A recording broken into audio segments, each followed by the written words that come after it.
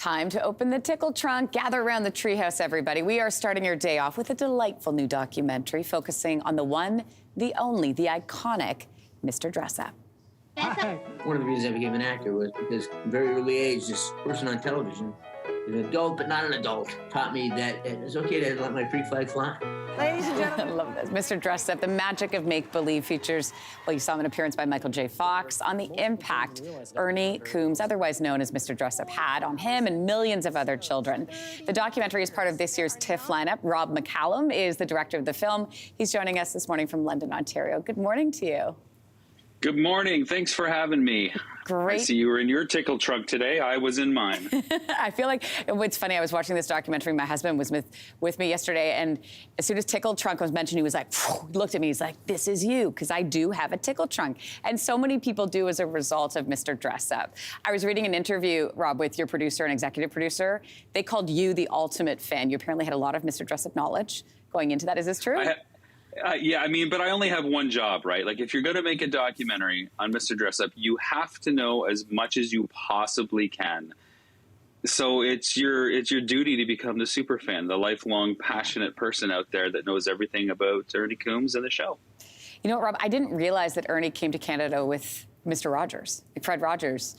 They are like titans of children's television who are collaborating with each other. What did you learn about their friendship? That it was everything, and that it lasted the eras, and it had a lot more to do with philosophy and the role that children can play, not just as children, but as people in our society.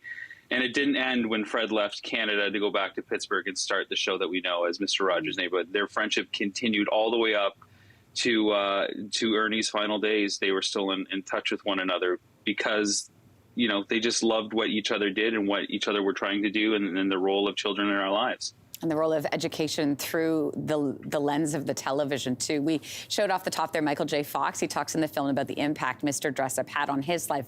In fact, he thanked Mr. Dressup when he got his Order of Canada. I mean, I can't imagine the stories that you must have heard about the impact the show had on people. The show impacted 5 generations across 4,000 episodes. I mean, you don't do that by accident. And the best part about talking to some of these celebs that are in the doc, whether it's Michael J. Fox, the Bare Naked Ladies, Biff Naked, or like Scott Thompson from Kids in the Hall, once you talk to them about Mr. Dressup, it's not about their accolades. It's about, you know, talking about what the craft he did was at recess on the playground, or, you know, how good your grilled cheese was when he was doing that drawing and he was doing all the different eggs, the milk, the banana. You just forget all that stuff because we all speak the Dressup language, which is kindness, crafts, and creativity. Anne-Marie was sharing a story earlier on in our show today, talking about when she met him, she started tearing up, and he said to her, "This happens to me all the time." Obviously, this was years ago, and the fact that he cut a perfect circle. This film shows so much of Ernie as a performer, you know, as a family man, and if anyone has ever wondered what it might be like to have a beer with Mr. Dressup, I love that the doc covers that as well. We've got a clip about that. Take a look. We had a beer together, and I opened the beers, and I had the bottle caps, and I was looking to throw them away, and he took them. He said, "No, save those for crafts," and put them in his pocket. There you go. Eyeballs or something. Right? Yeah. And there he is. Oh, it's just so great. And he made, what I also love in the story, he talks about the accessibility that he created for everybody could make the crafts, including like using beer caps as eyes, right? Yeah, and I mean, that was an important quality for the entire show. You know, the writers and the producers wanted this to be accessible, and that's a philosophy that Ernie maintained, you know, throughout his entire life. I got to visit his cottage in Maine, and you could go to the dollar store and get a fly swatter, but Ernie Coombs took apart an old screen door that wasn't in use, cut out some screen, fashioned, you know, a coat hanger and put screen around it, because it was more about using the resources you already had than going out and buying something. We have enough around us. We can make use of so much in our lives with just a little bit of imagination and some creativity. It's a make-believe. I want to ask you about Judith Lawrence, because you spoke with so many people involved in the show, including Judith Lawrence. She's the character of Casey and Finnegan. Those two characters, way ahead of their time. What did you learn about Ernie from Judith?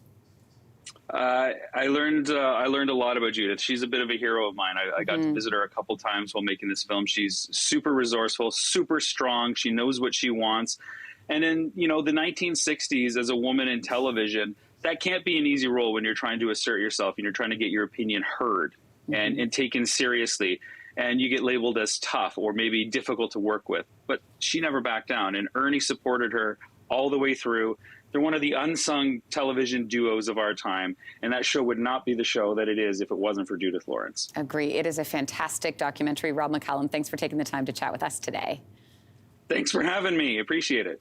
The film is called Mr. Dressup, The Magic of Make-Believe, and it's awesome.